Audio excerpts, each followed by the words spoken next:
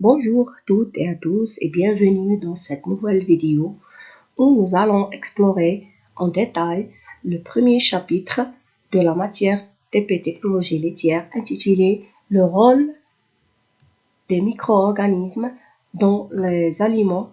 Ce chapitre est composé en deux TP, le premier sur la levure Saccharomyces et le deuxième sur la fabrication de yaourt. Donc, tout d'abord, les micro-organismes sont souvent considérés par le grand public comme des agents d'altération des produits. En effet, nous avons déjà tout peu remarqué de moisissures sur les fruits, par exemple, ou bien encore sur la crème fraîche. Cependant, les bactéries, les moisissures et les levures sont utiles et nécessaires pour la fabrication de certains aliments, exemple la panification. Les bactéries lactiques rentrent dans l'utilisation dans la fabrication de yaourts et de fromage, aussi dans la fabrication de poissons, kéfir et de choucroute. Les bifidobactéries sont, elles, apportées dans les laits fermentés et elles peuvent rester présentes jusqu'à la date limite de consommation. Elles sont l'origine d'un arôme particulier. Le premier TP est sur l'observation de la levure Saccharomyces cerevisiae dans le but d'illustrer la morphologie de la levure. La levure Saccharomyces cerevisiae se présente sous forme de pâte en petits blocs chez le boulangerie où les cellules sont agglomérées et en vie ralentie, où se forment des grains où des cellules sont déshydratées.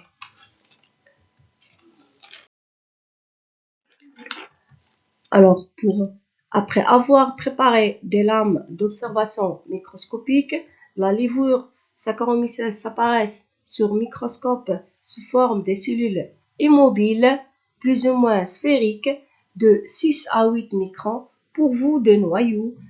Le cytoplasme est entouré d'une membrane épaisse caractéristique des cellules végétales. Il n'y a pas de chlorophylle, ce sont donc des champignons, les ascomycètes.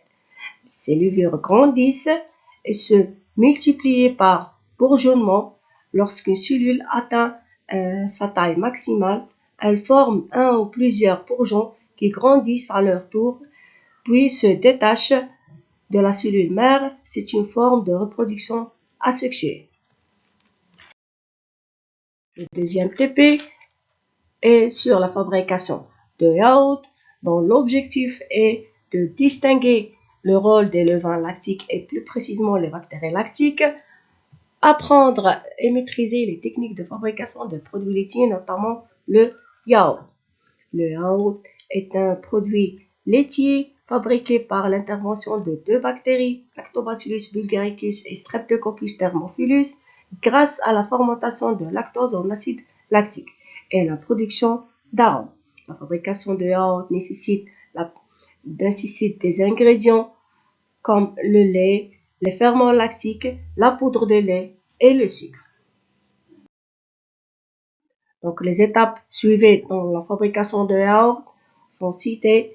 Donc, en premier temps, on va porter le lait à l'ébullition, laisser ensuite refroidir à 45 degrés Celsius, ajouter les ferments et la poudre de lait, refroidi, remplissez les pots puis fermez et laissez dans l'étuve de 40 degrés Celsius pendant 4 heures. Après 4 heures, éteignez l'étuve, mais il faut laisser les pots à l'intérieur toute la nuit. Après, placez les pots au réfrigérateur pendant 4 heures, au moins 4 heures. Donc, on distingue deux types de yaourt.